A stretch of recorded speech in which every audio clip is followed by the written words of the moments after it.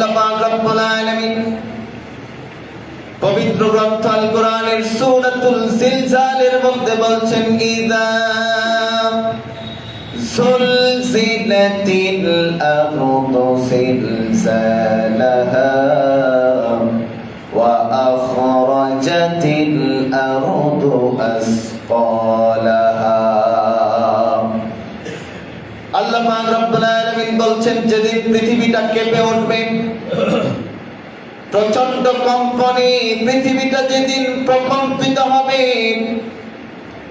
আল্লাহ পাক রব্বুল আলামিন ভূমিকম্প, শিহর, জলোচ্ছ্বাস থেকে শুরু করে যত প্রকার যত কিছু আছে, এগুলো কেন দিয়ে থাকেন? এগুলো আমাদের হাতের কামাই।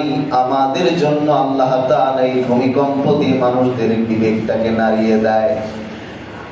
আল্লাহ রাসূল সাল্লাল্লাহু আলাইহি ওয়াসাল্লাম বলছেন 15টি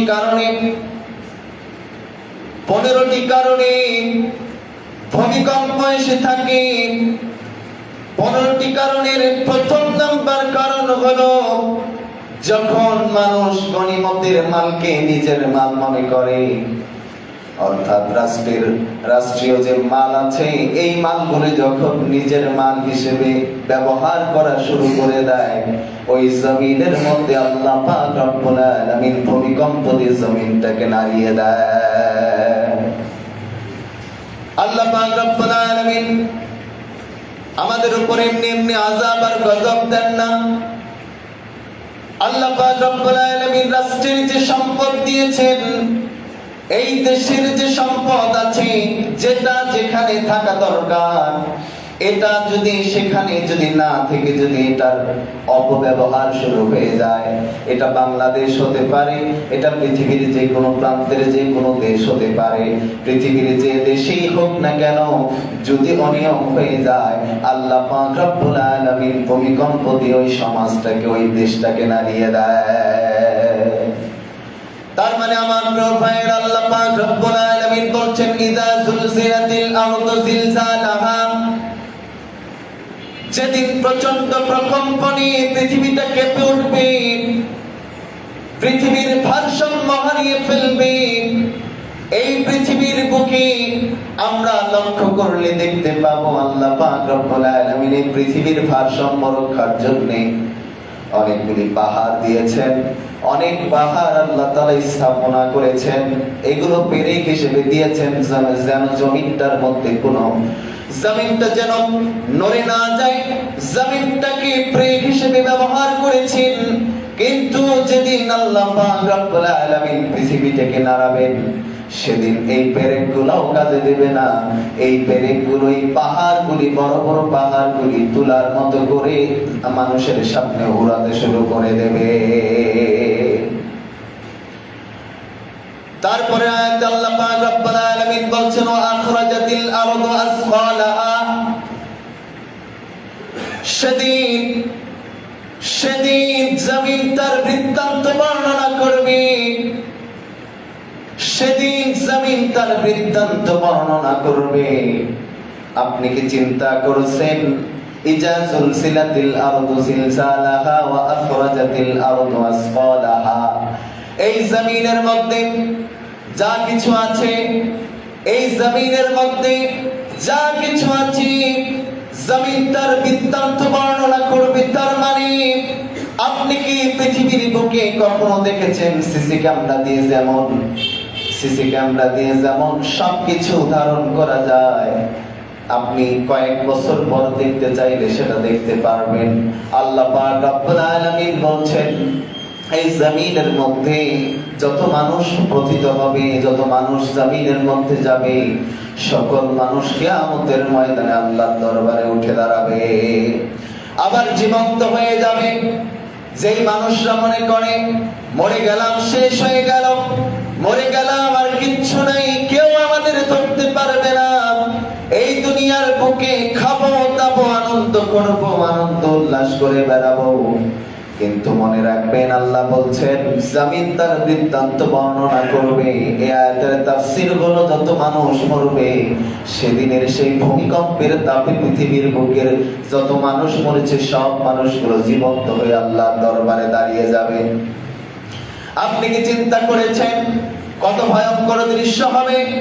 মানুষগুলো বলবে ওয়াকালাল ইনসানু মা লাহা, এই জমিনের কি হয়েছে, এই পৃথিবীর কি হলো, এই পৃথিবীর কি হয়েছে? মানুষগুলো অবাক চিত্তে তাকিয়ে থাকবে। তার মানে চিন্তা করেন ভূমিকম্পের সেই পরিবেশটা কত কঠিন হয়ে যাবে।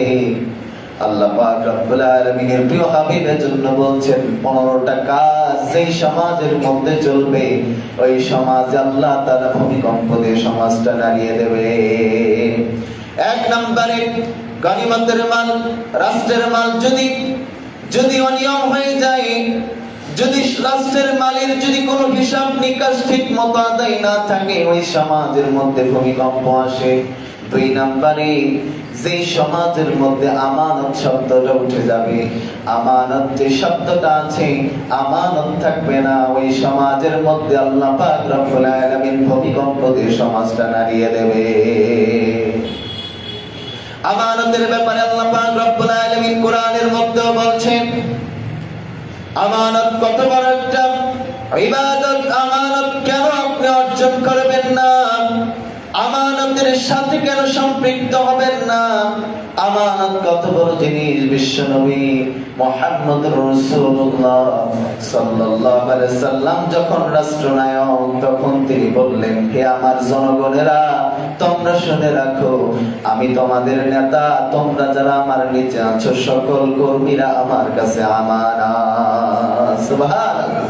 তার মানে নেতার কাছে যদি বাজেট আসে, ব্রিজ নির্মাণ হবে, এই ব্রিজ নির্মাণের বাজেট এসেছে, এটা তার কাছে আমানত এসেছে, এই আমানতের খেয়ানত যদি করে ফেলে, এখানে যদি রড না দিয়ে যদি রডের বদলে কম দামি রড দেয় আর পাশ দিয়ে যদি রেখে দেয়, বুঝে থাকলে উত্তর দেন এটা কি আমানত রক্ষা হয়েছে নাকি? আমানতের রক্ষা হয় নাই। তার মানে যেই সমাজের মধ্যে আমানতের রক্ষা হবে না এমন কোন ব্যক্তি সমাজের মধ্যে দেখেছি তার কাছে 5,000 যদি আমানত রাখা হয়, আমানত রাখলে কয়েকদিন পর এসে যদি চায় সেই আমানতের টাকাটা অনেকে ফেরত দিতে চায় না, নিজের মনে করে ফেলে। এই আমানতের সম্পদ যদি ব্যক্তিগত সম্পদ মনে করে, এই আমানতের সম্পদ যদি নিজের সম্পদ মনে করে যদি ব্যয় করতে শুরু করে, আল্লাহ রাসূল সাল্লাল্লাহু আলাইহি ওয়াসাল্লাম বলছেন ওই সমাজের মধ্যে ভূমিকম্প চলে আসে। শুধু কি তাই নাকি? আমানতের বর্ণনা আপনি যদি চিন্তা করেন, আপনার পরিবার আপনার কাছে আমানত, আপনার স্ত্রী আপনার কাছে আমানত, আপনার সন্তান আপনার কাছে আমানত, আপনার নিজের দেহটা আপনার কাছে আমানত, প্রত্যেকটা রন্ধে রন্ধে যা কিছু আছে সব আপনার কাছে আমানত। এই আমানতের যথাযথ ব্যবহার যদি করতে ব্যর্থ হন তাহলে এই সমাজের মধ্যে ভূমিকম্প চলে আসবে। তার মানে আমার প্রিয় ভাইয়েরা, 2 নম্বরে কোন ব্যক্তি যদি আমানতের খেয়ানত করে, আমানতকে ব্যক্তিগত সম্পদ মনে করে, এই সমাজের মানুষের কাছে সরকার থেকে কম্বল এসেছে, ধরেন 500 পিস কম্বল এসেছে, এখান থেকে 400 পিস মানুষের কাছে দিয়েছে, 100 নিজের কাছে রাখছে, আমানত রক্ষা করছে নাকি বলেন? যদি আমানতের এরকম খেয়ানত হয় তাহলে আল্লাহর ভূমিকম্প পৃথিবীর বুকে আসবে। আর যদি লক্ষ্য করে দেখতে পান আমাদের সমাজের মেম্বার থেকে শুরু করে পার্লামেন্ট পর্যন্ত যারা ছিল, যারা চলে গেছে, দেখেছি প্রত্যেকটা সেক্টর, প্রত্যেকটা জায়গায় আমানতের বড় খেয়ানত হয়েছে কি হয় নাই? দিনাজপুরের দিকে তাকান, দিনাজপুরের রাস্তাগুলির দিকে তাকান, আপনার বাড়ির সামনের রাস্তাটার দিকে তাকান, কোন উন্নয়ন নাই, অথচ সরকার থেকে জনগণের পক্ষ থেকে যে টাকা এসেছে তাতে আমাদের দিনাজপুর রোড মডেল হওয়ার কথা ছিল, ঠিক কিনা? আমানতের খেয়ানত হয়েছে। তার মানে যেই সমাজে আমানতের খেয়ানত হবে ওই সমাজ আল্লাহর গজব আসবে, ভূমিকম্প আসবে, সিডর আসবে, জলোচ্ছ্বাস আসবে। তুরস্কের মতো জায়গায় যেমন এসেছে, বিভিন্ন দেশে আমেরিকায় হেরিকেন এসেছে, যেমন বিভিন্ন জায়গায় গজব এসেছে, আল্লাহ পাক রব্বুল আলামিন যদি এই সব আমানতের খেয়ানত হয় আমাদের বাংলাদেশে সব দেবে কি দেবে না? অলরেডি শুরু হয়ে গেছে। ঢাকার কয়েকটা জায়গা বিপদ সংকেত দিয়েছে। কয়েকটা জায়গা ফায়ার সার্ভিসের যে প্রধান সে বলেছে আমাদের মনে হয় এই জায়গাগুলোর লোক জনসংখ্যা আমরা আস্তে আস্তে শূন্য করতে চেষ্টা করছি, কারণ আগামী কিছুদিনের মধ্যে একটা ভূমিকম্প আসতে পারে, যেতে বিশাল বড় একটা ক্ষতি বাংলাদেশে হতে পারে। আল্লাহ মাফ করুন, আল্লাহ তাআলা হেফাজত করুন, আল্লাহুম্মা আমিন বলেন। এজন্য তওবার বিকল্প রাস্তা নাই। অন্যায় করেছি, অপরাধ করেছি, পাপ করেছি, আল্লাহর কাছে ক্ষমা চাওয়ার কোনো বিকল্প নাই। বিশেষ করে শহর কেন্দ্রিক জায়গা আল্লাহ তাআলা এই ভূমিকম্প ছিল বেশি দেয়, ঠিক কিনা বলেন? কারণ পাপ কাজ এগুলোতেই বেশি হয়, ঠিক কিনা? রাতের অন্ধকারে, গোপনে, রাতে রাধারে অন্যায় অবিচার এগুলোতে বেশি হয়। আল্লাহ হেফাজত করুন, আল্লাহুম্মা আমিন। 3 নম্বরে ভূমিকম্প আসার 3 নম্বর কারণ হলো যেই সমাজের মানুষগুলো যাকাত দিবে না, যাকাত দেয়াকে জরিমানা মনে করবে, ওই দেশে ওই সমাজের মধ্যে আল্লাহ পাক রব্বুল আলামিন ভূমিকম্প দিয়ে সমাজটারে নাড়িয়ে দেবে। যাকাত দেয়া জরিমানা। আল্লাহ পাক রব্বুল আলামিন আপনাকে আমাকে সম্পদশালী বানিয়েছেন, অনেক টাকার মালিক বানিয়েছেন, সম্পদের মালিক বানিয়েছেন। আল্লাহ যে এত সম্পদ দিল, সম্পদ এসেছে, আছে, এটা তো অনেক খুশি হয়ে যান, কিন্তু যখন যাকাতের কথা আসে অনেক ভাইয়ের মুখ কালো হয়ে যায়। কেন যাকাত দেব? এটা তো আমার ইনকাম, আমার টাকা, আমি অর্জন করেছি, এটা কেন যাকাত দিতে যাব? অথচ বিশ্বনবী বলছেন যাকাত দিলে কমে না। যাকাত শব্দের অর্থ হলো বৃদ্ধি। সুবহানাল্লাহ। যাকাত শব্দের অর্থ বৃদ্ধি পাওয়া।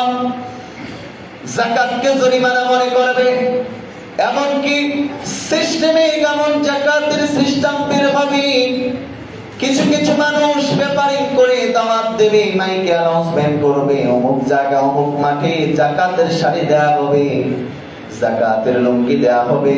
মুসলমান বুঝে থাকলে উত্তর দেন এটা হক কথা, এটার পক্ষে মুসলমানদের থাকা লাগবে। ইসলামে কি কথাও লেখা আছে এটা যাকাতের শাড়ি, এটা যাকাতের লুঙ্গি লেখা আছে নাকি বলেন? কিন্তু আমাদের দোকানেও যাকাতের লুঙ্গি, যাকাতের শাড়ি আলাদা বিক্রি হয়। এই যাকাতের দেয়ার সিস্টেম কিন্তু এটা না। চিন্তা চেতনাকে জাগ্রত করুন, কোন যাকাত আপনি দেন? যাকাত দেয়া এটা ইসলামের ফরজ বিধান। যাকাত দেয়া ইসলামের ফরজ বিধান, এটা যদি আদায় না করেন আপনি গুনাহগার হবেন, এটার জন্য আল্লাহর শাস্তি আপনার জন্য অপেক্ষা করছে। আর যে ব্যক্তি যাকাত পাওয়ার অধিকারী, ওই ব্যক্তি যদি যাকাত গ্রহণ নাও করে ওই ব্যক্তির কোনো গুনাহ হবে নাকি? তার মানে আপনার যাকাত দেয়া ফরজ, এটা আপনারে খুঁজে খুঁজে দেয়া লাগবে। আপনি এমন অ্যানাউন্সমেন্ট দিয়েছেন আপনি যাকাতের শাড়ি দিবেন, লুঙ্গি দিবেন, বৃদ্ধ মানুষ হাঁটতে পারে না, চলতে পারে না, বিশাল লম্বা লাইনে দাঁড়িয়েছে, পদপিষ্ট হয়ে পৃথিবী থেকে বিদায় নিয়েছে, এরকম খবরও পেয়েছি কি পাই নাই? এটা যাকাত দেওয়ার সিস্টেম নয়। আল্লাহ তাআলা বলছেন আপনার উপরের হাত। বিশ্বনবী মুহাম্মদুর রাসূলুল্লাহ বলছেন আল্লাহ এই হাতকে বেশি পছন্দ করেন, যেই হাতটা নিচে না, যেই হাতটা উপরে থাকে ওই হাতটার সম্মান আল্লাহ তাআলা বাড়িয়ে দেন। তার মানে আল্লাহ আপনার সম্মান দিয়েছে, সম্পদ দিয়েছে, আপনার হাতটা উপরে দিয়েছে, কেন কার্পণ্য করেন? এটা তো আল্লাহর কাছে দামি, আপনি হতে পেরেছেন, আপনি সম্মানী হতে পারবেন। যাকাত দেওয়ার সিস্টেম হলো এমন করে দেবেন যেটা দিলে ওই মানুষটা কিছু করে খেতে পারে, কিছু করতে পারে। এই সিস্টেমিক যাকাত দেয়া এটা বিশ্ব নবীর জামানায় ছিল। এখনো যদি হয়ে যেত, এই রাষ্ট্রে যদি যাকাত খরচ হয়ে যেত, যাকাত উত্তোলন করা যদি হতো, আগামী কয়েক বছর গেলে বাংলাদেশের অর্থনীতির চাকার পরিবর্তন হয়ে যাবে। সুবহানাল্লাহ বলে। যাকাত ব্যবস্থা যদি সঠিকভাবে পালিত হতো, এটা যদি রাষ্ট্রীয় কারাগারে যদি বন্টিত হয়ে এখান থেকে যদি বন্টন করা হতো, দেখা যেত বাংলাদেশের বুকে অর্থনীতির যে দুর্দশা, এই অর্থনীতির দুর্দশা কমে যেত। সুবহানাল্লাহ। হযরত ওমর বলছেন যদি যাকাত ব্যবস্থা পরিচালিত হয়, একটা সময় দেখা যাবে যাকাত নেয়ার মতো মানুষ খুঁজে পাওয়া যাবে না। সুবহানাল্লাহ। আমার প্রিয় ভাইয়েরা, তার মানে 3 নম্বরে যাকাত আদায় না করার কারণে আল্লাহ ভূমিকম্প দেয়। 4 নম্বরে যে ব্যক্তি দ্বীনের শিক্ষা অর্জন করলো, দ্বীনের জ্ঞান অর্জন করেছে, শুধুমাত্র মানুষ দেখাবার জন্য আলেম হয়েছে, মানুষকে দেখাবার জন্য আলেম হয়, কিংবা মানুষের কাছে খ্যাতি অর্জন করবে, এই উদ্দেশ্যে যদি কোনো আলেম হয়, কিংবা কোনো ব্যক্তি যদি তার সন্তানকে আলেম বানায়, এই ব্যক্তির কারণে, এই আলেমের কারণে সমাজের মধ্যে ভূমিকম্প চলে আসে। নাউজুবিল্লাহ বলেন। নাই কি আমাদের সমাজের মধ্যে এরকম হাজারো আলেম আছে যারা নিজেদেরকে সব করার জন্য শুধুমাত্র ইসলামের কথা, কোরআনের কথা মানুষের কাছে বিক্রি করে খায়। আল্লাহ পাক রব্বুল আলামিন ওই সব আলেম না বানান, হক আদায় করার কথা যেন আল্লাহ কবুল করেন। এই যে আমরা রাত্রিবেলা জেগে জেগে তাফসীর কোরআন মাহফিলে যাই, আজকে যেমন বগুড়ায় আছে, এই যে জায়গাগুলোতে যাওয়ার পরে মানুষগুলো কতটা সম্মান করে। এই আজকের মাহফিলের কথা যদি আমি বলি, এই একদিনের মাহফিলে আল্লাহ যদি আমারে ধরে, তোমাকে তো অমুক জায়গায় পাঠিয়েছিলাম, তুমি আলেম ছিলাম, তুমি ওই দিন সেখানে গিয়েছো, তোমার কি সুন্দর আপ্যায়ন করেছে, ভালোবাসা দিয়েছে, সম্মান দেখিয়েছে, এই একদিনের হিসাব যদি আল্লাহর কাছে আমাকে দেয়া লাগে, জানি না আল্লাহর কাছে দিতে পারবো কিনা। আল্লাহর কাছে ওই আলেম হওয়া লাগবে, কারণ আল্লাহ তাআলার রাসূল বলেছেন কিয়ামতের ময়দানে আলেমদেরকে দিয়ে জাহান্নাম উদ্বোধন করা হবে। নাউজুবিল্লাহ। এজন্য আমাদেরকে আমলে যেমন, কথায় যেমন, কাজেও তেমন হওয়া লাগবে। আলেম মার্কা কিছু মুনাফিক সমাজের মধ্যে আছে, তারা দাড়ি আছে, টুপি আছে, জুব্বা আছে, দাড়ি টুপি জুব্বা আছে, কিন্তু চরিত্রটা, চলনটা হলো একদম মুনাফিকের মতো। আছে না নাই? রাসূলুল্লাহর জামানায় একজন ব্যক্তি ছিল আব্দুল্লাহ ইবনে উবাই বিন সুলুল নামে। রাসূলুল্লাহর পিছনে দাঁড়িয়ে নামাজ পড়তেন। জুব্বা ছিল তার সুন্দর, দাড়ি ছিল সুন্দর, পাগড়িটাও সুন্দর ছিল। আব্দুল্লাহ ইবনে উবাই বিন সুলুল রাসূলুল্লাহর পিছনে যখন নামাজ পড়তেন, সাহাবীরা বলতেন রাসূলুল্লাহ না থাকলে এই আব্দুল্লাহ ইবনে উবাই বিন সুলুল রাসূলুল্লাহর ইমামতির দায়িত্ব পালন করতে পারবে, দেখে মনে হয় ভালো। কিন্তু একটা সময় কি হলো, আব্দুল্লাহ ইবনে উবাই বিন সুলুল ক্ষমতার লোভে পড়ে গেল। একটা সময় আব্দুল্লাহ ইবনে উবাই বিন সুলুল রাসূলুল্লাহর পিছন থেকে, যুদ্ধের ময়দান থেকে সেনাবাহিনীদেরকে নিয়ে যাওয়া শুরু করলো, পালিয়ে ভাগিয়ে নিয়ে গেল। আল্লাহ পাক রব্বুল আলামিন সূরাতুত তাওবা নাযিল করে দিয়ে রাসূলুল্লাহকে বললেন, ইয়া রাসূলুল্লাহ, এই ব্যক্তির ব্যাপারে দোয়া করবেন না, এটা মুনাফিক, এই ব্যক্তির ব্যাপারে আমার কাছে দোয়া করবেন না। আপনি স্বয়ং রাসূল হয়ে যদি 70 বার দোয়া করেন, এই ব্যক্তির ব্যাপারে একটা দোয়া কবুল হবে না। তার মানে আল্লাহ রাসূল দোয়া করবেন, আল্লাহ কবুল করবেন না। একবার না, দুইবার না, 70 বার দোয়া করলে হবে না। আমার প্রিয় ভাইয়েরা, আমি আলেম বুঝি, আমি ইসলামপন্থী হয়েছি বুঝি, এজন্য আলেমদের বিরুদ্ধে বলা যাবে না, এটা না। আমাদের বাংলাদেশের বুকে এমন আলেম আছে যাদের চেহারার দিকে তাকালে, যাদের কথা শুনলে মানুষের জীবন পরিবর্তন হয়ে যায়। সুবহানাল্লাহ বলেন। আলেমদের সম্মান অনেক বেশি, আলেমদের সম্মান ছোট নয়, আলেমদের সম্মান কত বেশি। আল্লাহ রাসূল সাল্লাল্লাহু আলাইহি সাল্লাম বলেন, যে ব্যক্তি আলেম রাত্রিবেলা শোয়ার সময় একটা আয়াত তেলাওয়াত করেছে, সে আয়াতকে গবেষণা করতে করতে ঘুমায় গেছে।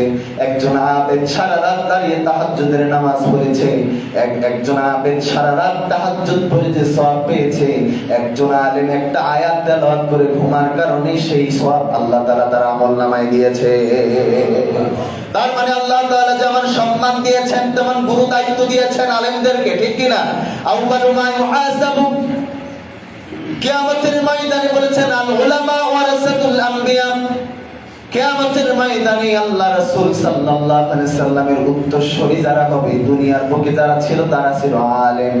আলেমরা যেমন দুনিয়ার বুকে উত্তরসূরি, কিয়ামতের ময়দানে আলেমদেরকে আল্লাহ রাসূলের উত্তরসূরি বানানো হবে। সুবহানাল্লাহ। তার মানে আলেমদের সম্মান আল্লাহ তাআলা কত বেশি দিয়েছেন, কিন্তু তেমন আলেম হতে হবে যেমনটা আল্লাহ তাআলা প্রুভ করবেন, পছন্দ করবেন, যার মাঝে দোদুল্যমানতা থাকবে না, যার মধ্যে কোনো পিছুটান থাকবে না, যিনি আল্লাহর রাখে, যিনি আল্লাহর জন্য নিজের জীবনকে দেওয়ার প্রস্তুত, গ্রহণ করবেন, গঠন করবেন, আল্লাহ তাআলা ওই আলেমের কথা, ওই আলেমের সম্মান বৃদ্ধি করেছেন। সুবহানাল্লাহ। আমাদের বাংলাদেশের বুকে কত আলেম জেল খেটেছে, মার খেয়েছে, জুলুমের নির্যাতন হয়েছে, কিন্তু তাদের জনপ্রিয়তা কমানো যায়নি, ঠিক কিনা? জনপ্রিয়তা আরো তুঙ্গে উঠেছে। এজন্য আল্লাহ তাআলা আলেমদের সম্মান বৃদ্ধি করেছেন। তারপরে 4 নাম্বার 5 নম্বরে আল্লাহ পাক রব্বুল আলামিন বলছেন, আল্লাহ রাসূল সাল্লাল্লাহু আলাইহি ওয়াসাল্লাম বলছেন, ভূমিকম্প আসার 5 নাম্বার কারণ হলো, দেখবেন শেষ সময়, শেষ জামানায় কিছু স্বামী আছে যে স্বামীগুলো স্ত্রীর বাধ্য হয়ে যাবে, স্ত্রী যেটা বলবে সেটাই শুনবে, স্ত্রী যা বলে সেটাই করে। যদি বলে তোর মা ভালো না, এটাই শোনে, আর কিছু বোঝে না। আছে না নাই? বলে। স্ত্রী যদি বলে তোমার মা আমার সাথে খারাপ আচরণ করেছে, স্ত্রীকে শাসন না করে মারে শাসন করে। যে ব্যক্তি স্ত্রীর বাধ্য হয়ে যাবে, আল্লাহ রাসূল সাল্লাল্লাহু আলাইহি সাল্লাম বলছেন, ওই দেশে, ওই সমাজে আল্লাহর ভূমিকম্প আসবে। আছে না এরকম? আছে না? স্ত্রীর বাধ্য হয়ে যায়, মা যেটা বলে সেটাই করে। আল্লাহ রাসূল সাল্লাল্লাহু আলাইহি ওয়াসাল্লাম বলছেন, মা যে কত বড় নিয়ামত, মা যে কত বড় নিয়ামত, এটা যদি তুমি বুঝতে, তুমি তো এখন বড় হয়েছো, তুমি এখন বুঝো না, তোমার মাথায় ঢোকে না। তোমার মা যখন তুমি ছোট্ট ছিলা, রাত্রিবেলা শীতকালীন সময় তোমার সন্তান বিছানায় প্রস্রাব করেছে, রাত্রিবেলা কতবার পরিষ্কার করেছে, পরিবর্তন করেছে, সারা রাত কান্না করেছো, ঘুমাতে দাও নাই, আর ওই মারে তোমার এখন পছন্দ লাগে না। যদি এরকম হয়ে যায়, ওই কষ্ট দেয়া মা, কষ্ট করা মাটাকে যদি তোমার আর ভাল না লাগে, তাহলে বুঝে নিবা এই সমাজের মধ্যে তোমার আমার উপর আল্লাহ তাআলার ভূমিকম্প এসে নাড়িয়ে দেবে শেষ জামানায়। এজন্য নারীরা আমাদের জন্য কমলমতি। তাদেরকে যেভাবে বোঝাবেন, যেভাবে বোঝানোর চেষ্টা করবেন, সেভাবেই সে ফিডব্যাক দেওয়ার চেষ্টা করবে। কিন্তু আমাদের সমাজের মধ্যে এমন কিছু নারীর আবির্ভাব করবে শেষ জামানায়, যে সমাজের নারীরা স্বামীকে ডেকে বলবে, তোমার যত ব্যাংক ব্যালেন্স আছে, টাকা পয়সা আছে, সব আমার নামে করে দেওয়া লাগবে, নাহলে সংসার করবো। এটা শেষ জামানায় দাজ্জাল আসার করবে, এরকম কিছু নারী আবির্ভাব করবে। 2 নম্বরে বলবে, স্বামী ক্লান্ত হয়ে বাড়িতে ফিরেছে, স্ত্রীকে বলবে, স্ত্রী দাও না এক গ্লাস পানি, খেতে চাচ্ছি। স্ত্রীকে বলবে, তোমার হাত নাই পা নাই, নিজে নিতে পারো না। আছে না এরকম? দিনাজপুর শহরে নাই, বিভিন্ন প্রান্তে যখন বলি বলে, হ্যাঁ এই এলাকায় এরকম অনেক আছে। আবার কিছু স্ত্রী থাকবে দাজ্জাল আসার পূর্বে, এটা হাদিসের বর্ণনা করছি, বিশ্বনবীর মুখ নিঃসৃত বাণী কখনো মিথ্যা হতে পারে। দাজ্জাল আসার পূর্বে এমন কিছু নারী আবির্ভাব করবে, যে নারীগুলি, মহিলাগুলি স্ত্রীর বাড়ির পরিচয় নিয়ে স্বামীকে খাটো করার চেষ্টা করবে। বলবে, তোমার কি আছে, তোমার তো টাকা নাই, পয়সা নাই, তুমি তো ফকিন্নি, আমার বাবার অনেক আছে, মিল আছে, মিল ইন্ডাস্ট্রিজ আছে, তার মালিকের মেয়ে আমি, তোমার তো কিচ্ছু নাই। আছে না? আমার প্রিয় ভাইয়েরা, জানি লজ্জা পাচ্ছেন, আছে বললে যদি লজ্জা লেগে যায়। আপনাদের এলাকায় নাই? আমার মা বোনের অনেক ভালো, সম্মান করে, স্বামীর প্রতি অনেক শ্রদ্ধা বোধ আছে এলাকার মা বোনদের। কারণ এলাকার মা, যেহেতু আমার মাইকের আওয়াজ বাড়ি পর্যন্ত যায়, বাহিরেও আছে, আমি মাদেরকে বলি, মা, স্বামীর খেদমত আপনার জান্নাতি বানাবে। সুবহানাল্লাহ। স্বামীর খেদমত আপনারা কি বানাবে? জান্নাতি বানাবে। পক্ষান্তরে স্বামীদেরকেও সেরকম হতে হবে যেমনটা তার স্ত্রীরা চায়। একজন ভালো স্বামী, আদর্শবান স্বামী, যে স্বামী ভালো হবে, আদর্শবান হবে, স্ত্রী তাকে দেখলেই সম্মান আসবে, এমন স্বামীও হওয়ার দরকার। আছে না? নাই? আছে না? এমন যদি আপনার আমার আচরণ হয়, যে আচরণ স্ত্রী গ্রহণ করতে পারলো না, তাহলে তো আপনাকে অপমান করবে, তাহলে তো আপনার উপর চড়াও হবে। এজন্য নিজেকে পরিবর্তন করতে হবে ইনশাআল্লাহ। এমন কিছু নারী আবির্ভাব করবে, স্বামীর সাথে তর্ক বিতর্ক করবে শেষ জামানায়, দাজ্জাল আসার পূর্বে। সর্বশেষ তর্ক পর্যন্ত শেষ থাকবে না, তর্ক করতে করতে স্বামীর গায়ে পর্যন্ত হাত উঠাবে, দাজ্জাল আসার পূর্বে। নাউজুবিল্লাহ বলেন। আল্লাহ তাআলা আমাদেরকে হেফাজত করুক, মা বোনদেরকে স্বামীর খেদমত করার তৌফিক দান করুন, আল্লাহুম্মা আমিন। ডিভাইডেড করবেন না। সংসারের মধ্যে নতুন এসেছেন, এসেই আপনার মন চায় একাই সংসার করব। আপনার শাশুড়ি কত বছর, 20 বছর, 30 বছর এই পড়াটা পালন করছে, লালন করছে, করে এই সংসারটা ধরে রাখছে, আর আপনি 10 দিন হয় এই বাড়িতে এসে সংসার ডিভাইডেড করবেন, করতে চাচ্ছেন, এটা মা, এটা আপনার জন্য সমীচীন নয়। ওই মাটা কত কষ্ট করেছে এটা আপনাকে চিন্তা করতে হবে, এবং কি শাশুড়িদেরকেও চিন্তা করতে হবে। আমার শাশুড়ি আম্মারা যারা থাকবেন তারা চিন্তা করবেন যে মেয়েটা আমার বাড়িতে, তার বাড়ি, মা বাবা সব ছেড়ে আমার কাছে আসছে, এটা আমার মেয়ে, এই মেয়েটার সাথেও তো সুন্দর আচরণ করা দরকার, কারণ বাড়িতে তো মা বাবা ছেড়ে আসছে, তার মানে তার সাথে ভালো আচরণ করতে হবে, ঠিক কিনা? যদি উভয় ভালো হয়ে যায় সমাজটা সুন্দর হবে, বাড়িটা সুন্দর হবে, ঘরটা জান্নাতি হবে। সুবহানাল্লাহ। এজন্য আমার প্রিয় ভাইরা, স্বামী যখন স্ত্রীর বাধ্য হয়ে যায়, আল্লাহর ভূমিকম্প আসে। বিশ্ব নবী মুহাম্মদুর রাসূলুল্লাহ সাল্লাল্লাহু আলাইহি ওয়াসাল্লাম বলছেন, যে সময় আরেকটি কারণে 6 নম্বরে ভূমিকম্প আসে, যে সময় সন্তানেরা মা বাবাকে প্রায়োরিটি দেওয়ার থেকে বন্ধু বান্ধবকে বেশি প্রায়োরিটি দেয়, অর্থাৎ প্রাধান্য বেশি দেয়। বন্ধু বান্ধব যা বলে সেটা ভাল লাগে, মা বললে ভাল লাগে না। এই পরিস্থিতি বর্তমান বিরাজমান। সন্তানগুলি এমন হয়েছে, মা বাবার কথা শুনে না, বন্ধু বান্ধবের সাথে এমন সুন্দর চলাচল করে। মা যদি বলে, বাবা অমুক বন্ধুর সাথে চলো না, তোমার আচরণটা খারাপ হয়ে যাচ্ছে, সে বলে, সে তো সেখান থেকে ফিরে আসা দূরের কথা, ওই বন্ধুর সাথে আরো বেশি চলাচল শুরু করে দেয়। আমার প্রিয় ভাইয়ের জন্য 6 নম্বরে মা বাবাকে যে কোনো বিষয়ের আগে মা বাবাকে প্রাধান্য দেওয়া লাগবে। 7 নম্বরে আযাব এবং ভূমিকম্প আসার 7 নম্বর কারণ হলো, যে সমাজের মধ্যে নিকৃষ্ট ব্যক্তির নেতা বানানো হয়, ইমাম বানানো হয়, ওই সমাজের মধ্যে আল্লাহ তাআলা ভূমিকম্প দিয়ে সমাজটারে নাড়িয়ে দেয়। যেই সমাজের মধ্যে নিকৃষ্ট ব্যক্তি, যেই ব্যক্তির চরিত্রের ঠিক নাই, যেই ব্যক্তির চরিত্রের সার্টিফিকেট নাই, আমাদের চরিত্রের সার্টিফিকেট তো সনদ তো চেয়ারম্যান দিয়ে থাকে, সেই চরিত্রটাকে একটু ফলো করেন না। যেই চরিত্রের সার্টিফিকেট আমার আল্লাহ তাআলা দিয়েছেন, আল্লাহ তাআলা বলেছেন সেই চরিত্রটা রাসূলুল্লাহর চরিত্রটা হচ্ছে, এই কোরআন হচ্ছে রাসূলুল্লাহর চরিত্র। সুবহানাল্লাহ। আমাদের নেতাদের চরিত্রের সার্টিফিকেট চেয়ারম্যান দেয়, আমাদের চরিত্রের সার্টিফিকেট চেয়ারম্যান দেয়। বিশ্ব নবী বলছেন, যে সমাজের মানুষ নিকৃষ্ট ব্যক্তি, যার চরিত্র ঠিক নাই, সিগারেট খায়, যে ব্যক্তি মদের সাথে জড়িত, আবার মাতাল হয়ে ঘুরে বেড়ায়, অন্যায় করে, চাঁদাবাজি করে, অন্যায়ের সাথে চলাচল করে, এই ব্যক্তিকে যে ব্যক্তিরা নেতা বানাবে, নিকৃষ্ট ব্যক্তির যে ব্যক্তি নেতা বানাবে, ওই সমাজের মধ্যে আল্লাহ তাআলা ভূমিকম্প দিয়ে সমাজটারে নাড়িয়ে দেবে। নাউযুবিল্লাহ। এরপর আল্লাহ রাসূল সাল্লাল্লাহু আলাইহি সাল্লাম বলছেন, ওই সমাজের মধ্যে ভূমিকম্প আসে। 8 নম্বরে, যেই সমাজের মধ্যে মানুষগুলি কোন ব্যক্তিকে সম্মান দেবে, সম্মান তো দেয়, আমরা সমাজের মানুষ যেমন হুজুরদেরকেও সম্মান মানুষ দেয় কি দেয় না? দেয় না? কেন দেয়? ভালোবেসে তো দেয়, ঠিক না? না, ভালোবেসে দেয়। কিন্তু সমাজের মধ্যে এমন কিছু মানুষ আছে, যেই সমাজে কোন মানুষকে, কোন নেতাকে ভয় করে সম্মান দেয়া শুরু করা হবে। যদি তারে সম্মান দেয়া না হয় তাহলে আমার ক্ষতি হতে পারে, তারে যদি তেল না দেয়া হয় তাহলে আমার ক্ষতি হতে পারে, যদি তার পক্ষে থাকা না হয় আমার সমস্যা হতে পারে। এই চিন্তা চেতনা করে যখন সমাজের মধ্যে মানুষদেরকে সম্মান দিতে শুরু করবেন, আল্লাহ রাসূল বলছেন, ওই সমাজের মধ্যে ভূমিকম্প দিয়ে সমাজটারে নাড়িয়ে দেওয়া হবে। নাউযুবিল্লাহ। বলে আছে না এরকম? অহরহ আছে কি নাই বলেন?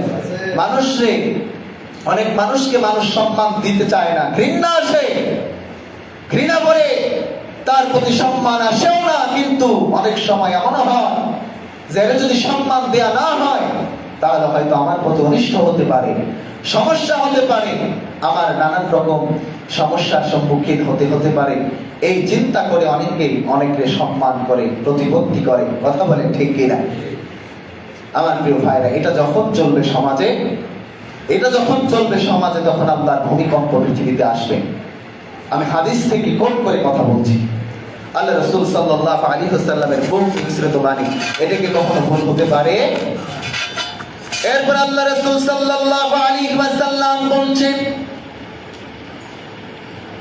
যেই সমাজের মধ্যে মসজিদ নির্মাণ করা হয়েছে, মসজিদ আছে, এই মসজিদের মধ্যেও যখন উচ্চস্বরে কথা বলা হবে, এই মসজিদে যখন হই হুট্টগোল করা হবে, হই হুল্লোড় করা হবে, ওই সমাজের মধ্যে আল্লাহর পক্ষ থেকে ভূমিকম্প চলে আসবে।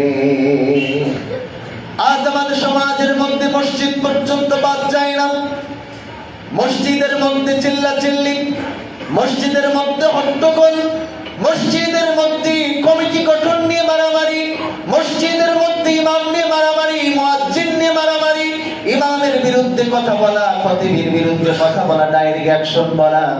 কিছুদিন আগে আমি দেখেছি ঢাকার বুকে এক মসজিদের মধ্যে একজন হুজুর বয়ান দিচ্ছেন, ইনটাইম হুজুররে বলছেন, হুজুর আপনি নেমে যান, আপনার এই মসজিদে রাখবো না।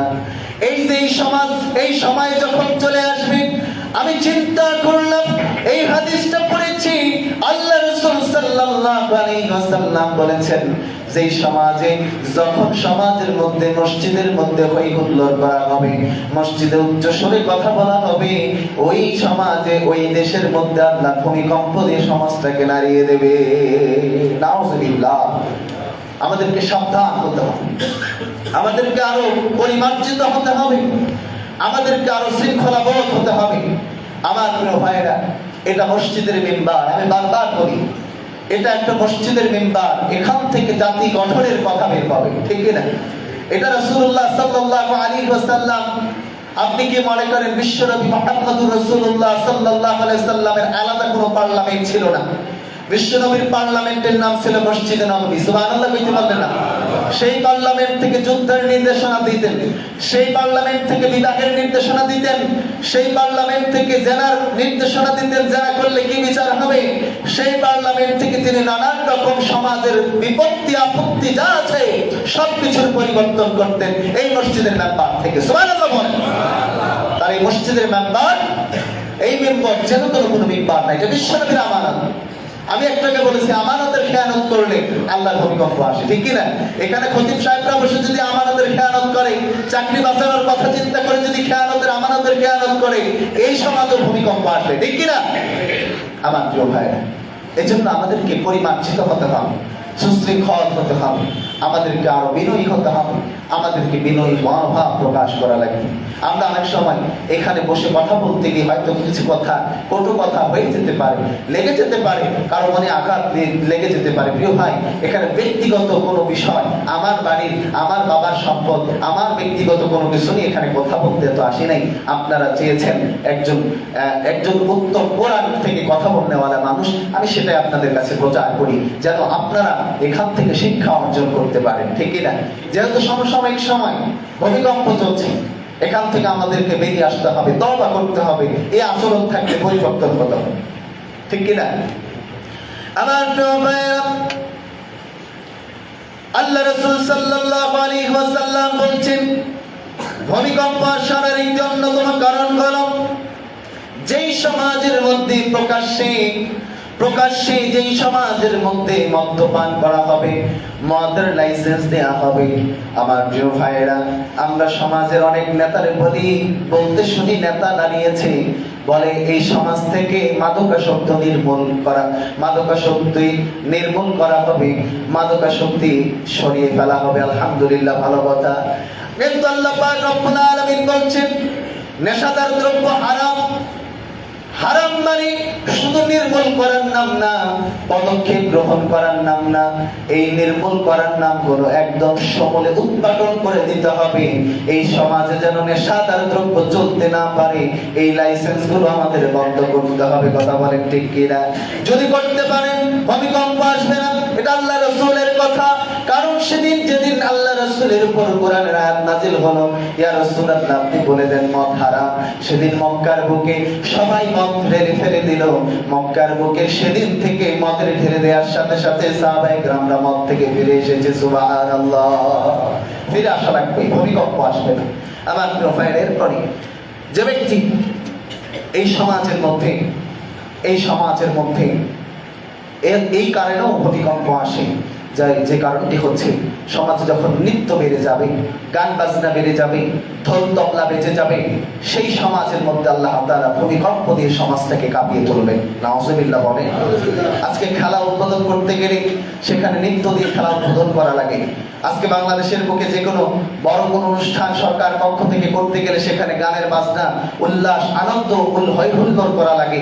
কিন্তু আল্লাহ রাসূল সাল্লাল্লাহু আলাইহি সাল্লাম বলছেন, যেখানে নৃত্য হয়, গান বাজনা হয়, ঢোল তবলা হয়, ওই সমাজের মধ্যে আল্লাহ তাআলা ভূমিকম্প দেন।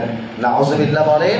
এজন্য অনেকে সন্তানদেরকে হারমোনিয়াম শিখান, অনেকে ঢোল তবলা শিখান।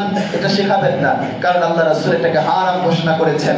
তিনি বলছেন, আমি পৃথিবীর বুকে হারমোনিয়াম, ঢোল তবলা ভাঙার জন্য এসেছি। সুবহানাল্লাহ বলতে পারেন না? ভাঙতে এসেছেন, গড়তে আসেননি। সেজন্য আপনারা এখান থেকে এই শিক্ষা থেকে সন্তানদেরকে দূরে সরাবেন। এবং অনেকেই আছে নৃত্য শেখানোর জন্য সন্তানকে আমরা উদ্গ্রীব হয়ে পড়ি।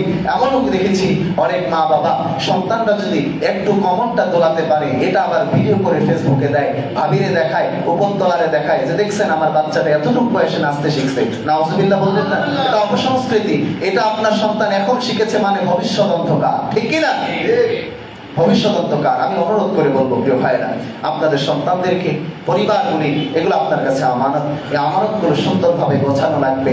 এই এত সব যে কারণগুলি বললাম, ভূমিকম্প আসা, এই কারণগুলি, এই গজবগুলি থেকে আল্লাহ তাআলা আমাদেরকে হেফাজত করুন। আল্লাহুম্মা আমিন। আমার প্রিয় ভাইরা, আমি আপনাদের সম্মুখে তেলাওয়াত করেছিলাম সূরাতুল জিলজাল। এই আয়াতে, এই সূরায় আল্লাহ পাক রব্বুল আলামিন বলছেন যে মানুষগুলো তো জমিন থেকে উঠবে। এবং কি অনেক মানুষ যারা মনে করে আদৌ কি সম্ভব? হ্যাঁ, এটাও সম্ভব। আপনার হাতের যে ফিঙ্গারপ্রিন্ট আছে, যেটা একজন মানুষের সাথে আরেকজন মানুষের চেহারার মিল হতে পারে, একজন মানুষের চামড়ার সাথে আরেকজন মানুষের ফর্সা চামড়ার মিল হতে পারে, কিন্তু আপনার হাতের যে ফিঙ্গারপ্রিন্ট আছে এটার সাথে কোনো মানুষের কোনো মিল নাই। সুবহানাল্লাহ বলে। এটা আল্লাহ তাআলা এটা পর্যন্ত বের করতে সক্ষম। তার মানে সাবধান হয়ে যায়, ভালো হয়ে যায়, আল্লাহর দরবারে দাঁড়াতে হবে। সেদিনে কিয়ামতের অবস্থা খুব কঠিন হবে। সেই পরিস্থিতিতে যেন আমরা আল্লাহর দরবারে দাঁড়াতে পারি, হিসাব দিতে পারি। আমি গত জমায় বলেছিলাম একটা কথা, যে আল্লাহর দরবারে আমলনামা তুলে দেওয়া হবে। কিছু মানুষ বইটা ধরে বলবে এটা কেমন বই, এই বইটা হতবিহ্বল হবে, হতবিহ্বল হয়ে বলবে এটা কেমন বই ভাই। এই বইয়ে ছোট নাই, বড় নাই, যেটাই আমি করেছি প্রত্যেকটাই এর মধ্যে তুলে দেওয়া আছে। এমন কিছু নাই যেটা বাদ দেওয়া হয়েছে। পুঙ্খ না পুঙ্খ আল্লাহ তাআলা এই কিতাবের মধ্যে আপনার আমার জন্য তুলে ধরবে। এটা আমলনামা। এজন্য আমলনামা যদি সুন্দর হয়, ডান হাতে নিয়ে জান্নাত। আল্লাহ কবুল করুন। আল্লাহুম্মা আমিন। ওয়া আখিরু দাওয়ানা আনিল হামদুলিল্লাহি রাব্বিল আলামিন। যারা সুন্নত নামাজ পড়ে নাই, সুন্নত নামাজ আদায় করে নেন।